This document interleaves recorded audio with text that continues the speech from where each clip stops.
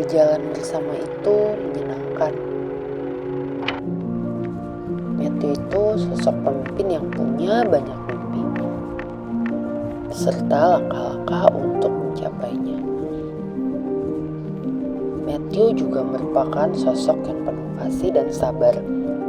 Hal itu dapat dibuktikan dengan sosoknya yang sabar menghadapi kerandomanku ini. Berjalan bersama Matthew berarti menjadi katalis untuk satu sama lain.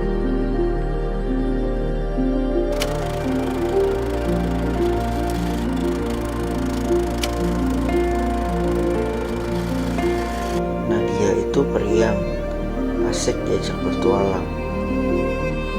Juga Nadia itu ekspresif banget. Saking ekspresifnya, apapun yang dia rasain pasti kelihatan di raut wajah dan juga tingkah lakunya. Dan juga Nadia itu random, tapi dari random itu buat setiap perjalanan jadi menyenangkan. Gak bosen deh pokoknya.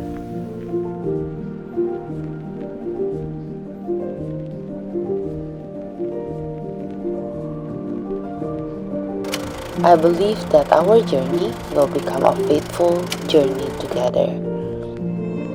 Love is patient. Love is kind. It does not envy. It does not boast. It is not proud. It does not dishonor others. It is not self-seeking. It is not easily angered. It keeps no record of wrongs. Love does not delight in evil, but rejoices with the truth. It always protects, always trusts, always hopes, always perseveres.